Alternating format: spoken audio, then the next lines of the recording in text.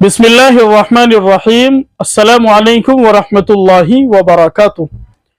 मोहतरम सामियान किराम, इलेक्शन के मौके पर वोट डालते वक्त वोट देने की निशानी और अलामत के तौर पर हाथ की उंगली पर जो स्याही लगाई जाती है, जो रोशनाई लगाई जाती है, क्या उसके लग जाने की वजह से वुजू और गुस्ल दुरुस्त हो जाता है या नहीं?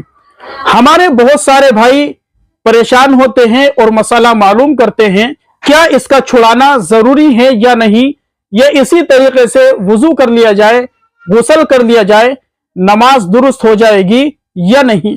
दारुल उलूम देवबंद का फतवा क्या कहता है, आज की इस वीडियो के अंदर हम आपको बताने वाले हैं। मोहतरम नाज़रीन किराम, दारुल उलूम देवबंद का फतवा ये है, हम आपको पढ़कर सुनाते हैं। वोट के वक्त जो स्याही उंगली पर लगाई जाती है, अगर वो तहदार नहीं होती जैसा कि बज़ाहिर समझ में आता है, तो ये स्याही वुजू या गुस्ल में माने नहीं है। अगर तहदार होती हो तो फिर उसे छुड़ाए बगैर वुजू वगैरह दुरुस्त ना होगा। इल्ला ये कि अपनी मकदूर भर कोशिश के बावजूद ना छूटे तो फिर जरूरतन उसके साथ वुजू दुरुस्त हो जाएगा। मसला ये निकल कर आया है, हाथ की उंगली पर जो निशानी, जो स्याही लगाई जाती है, आम तौर पर उसके ऊपर परत नहीं जमा करती, यानी वो तहदार नहीं होती। तो इस सूरत में वुजू भी दुरुस्त हो जाएगा और गुस्ल भी दुरुस्त हो जाएगा। और अगर उस स्याही की वजह से हाथ की उंगली पर परत जम जाती है, यानी वो स्याही तहदार हो जाती है, तो फिर उसको छुड़ाना ये जरूरी हो जाता है।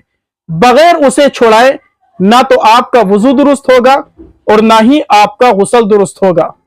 अगर आपने उसको छुड़ाने में मकदूर भर कोशिश की, यानी आपने हर मुमकिन कोशिश की कि वो छूट जाए, लेकिन बावजूद कोशिश के वो नहीं छूटती हैं, तो फिर उसी हालत में आप वुजू भी कर सकते हैं, गुस्ल भी कर सकते हैं और नमाज का फरीजा भी अदा कर सकते हैं।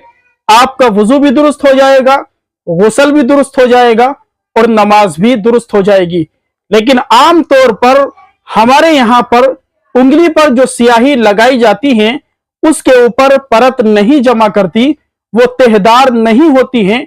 उसी हालत में वुजू भी दुरुस्त हो जाता है, गुस्ल भी दुरुस्त हो जाता है, उसका छुड़ाना कोई जरूरी नहीं हुआ करता।